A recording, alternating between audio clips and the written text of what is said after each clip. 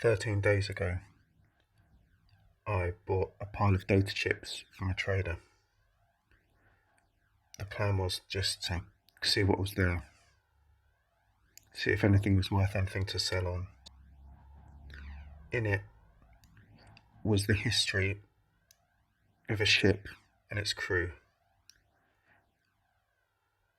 And since that day, I've been hounded and chased. There have been people watching me, following me, and I don't know why. But in order to keep this information safe, I've decided to record it and split up the recordings separately so that hopefully at some time they can all be pulled back together from the web. And this data chip, if it is taken from me, it won't be the end, because the data has been salvaged and saved elsewhere.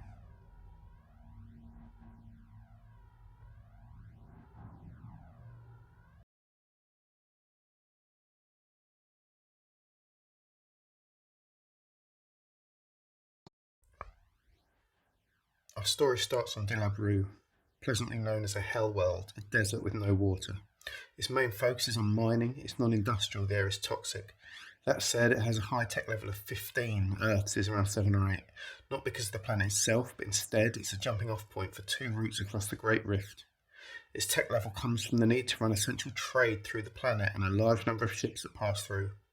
In orbit, it has a large starport with many ships passing through, trading and restocking without even needing to head down to the planet. But why start here? Well, along with an Imperial Navy base in orbit and with a scout base on the surface, it also houses the headquarters of the Imperial Army's 17th Rift Runners, the division of retiring General Agnar Arnson. There's been no expense spared, with an official ceremony followed by a fancy party at the luxurious Crescent Hotel in the domed city of Karak. For the next 2 days, his fellow officers have organised a hunting trip out into the desert to hunt the famous Dilabru Moanth, a species of 20-foot-long reptiles that lived in caves out away from the city. Kara Lasker was in attendance, having received a formal invitation due to her previous propaganda work with Arnson and his unit. Not feeling comfortable in military settings, Kara invited former Marine Corporal and friend Slarty Dent, who had saved her life on a previous occasion. He was to be her +1. Francis Fu Bar was sent an extra special invitation by Agnar, who was clearly looking to bury the hatchet after their past rivalry. Fu, a former lieutenant himself, also saw his attendance as an opportunity to talk to powerful and influential people. Sarai Kansari was invited by Fu as his +1, as he had grown fond of her after their escape from a planetary civil war together. Although not military herself, her father had been a gunnery sergeant in the Marines for 20 years before his death, and her surname held some sway. While at the party, the group naturally split and rejoined together at different points. Wandering around the room, Sarai heard rumours of people moving outwards from the Great Rift, looking urgently for scientists. They also heard that a Varga warlord may be coming to the planet for some reason. Heading straight for the bar, Kara introduced herself to a biological research scientist named Palia, who was very interested in Moamps, wanting to dissect a dead one to understand them more. Kara relayed this information to Agnar, who invited Palia to join them for the hunt, along with Kara, Slarty, Sarai and Fu. At this point, Kara saw a suspicious person in the middle of the large room. Pointing him out to Agnar, who approached him, but only learnt that his name is Mr. Bast. Slarty left Fu at the bar, and he, Agnar and Kara followed Mr. Bast out of the room and down to reception. But by the time they got there, he had vanished. Kara asked the desk to let him know as and when he returned. After this, they all headed up to Agnar's suite 501, the best in the whole room, and enjoyed a raucous after-party. The next morning, they assembled down in the lobby to head out for the hunt, with Kara particularly looking the worse for wear, and Agnar cradling his new shotgun, a retirement present from the division. Here they were met by a lady in a Dust Corp vac suit, who introduced herself as Phoebe, who was their host and guide for the hunt. As they left the hotel, the group saw the shadowy Mr. Bast, and Slarty and Fu gave chase down an alleyway, managing to grab him and march him back to Agnar. It turns out this shadowy man was actually spying on Slarty. He admitted that he worked for an enemy from Slarty's past, a man named Colin Dira. Slarty offered to pay him more and learnt that his full name was Greyhill Bast. Leaving Greyhill back at the hotel, the group piled into two refurbished ATVs with Phoebe and her two drivers/security, Zach and Ken. The ATVs are loaded with heavy hunting rifles and shotguns, with sofas, fridges and a bar. Luxury indeed. After much of a day spent driving, Amaranth is finally spotted scampering back into a cave.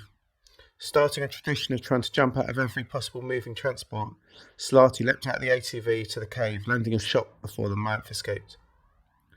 The next day, mating moths were spotted in the mouth of a cave. Ken stayed with the ATVs and Kara stayed because she refused to hunt, but everyone else headed off. Following the caves, the group ran into two Moramps, managing to kill them, but not before Palia was killed by the female, her dream of dissecting a dead Moramp unfulfilled. Slarty and Agnar took trophies and Soraya took Palia's personal effects. The group came across half a dozen foot-long Moramp eggs in a nest and took them back with them. Palia was zipped into a body bag and the group discussed their plans. Hacking into Palia's electronic device, the group found the details of a colleague, Rick Verlo, who they contacted to inform of her death. He told them that Admiral Derrick was assembling a crew to fly with them and protect a scientific expedition, stopping at Tufa and moving onwards as required. Palia was to be part of this mission to map planets and report on diverse biology towards the rift. The group decided to head back to town via another popular Moamp spot. Here they came across two Moamps which are stalking them. They managed to kill the creatures before returning to the city the next morning. Meeting Verlo and handing him Palia's body and possessions, they took down the Admiral's details to meet him to join the expedition. Back at the hotel, Slarty did a poo in a suitcase in a random room. The group killed some time before heading up to the major orbiting starport with Verlo. In the shuttle, they called Admiral Derrick and got themselves added to the crew roster of the Baltic Star, an old liner that had been arranged for the expedition. As they disembarked onto the starport, Soraya spotted an old friend, Stefan Miller. She followed him as he went into the office, the same office that Slarty, Fu and Kara were inside for their meeting with Admiral Derrick. Stefan was representing the Admiral and providing details. The work would last as long as it needed to, and after a quick hug between Stefan and an entering Soraya, the group agreed a wage of 20,000 credits per month each to serve on the Baltic Star.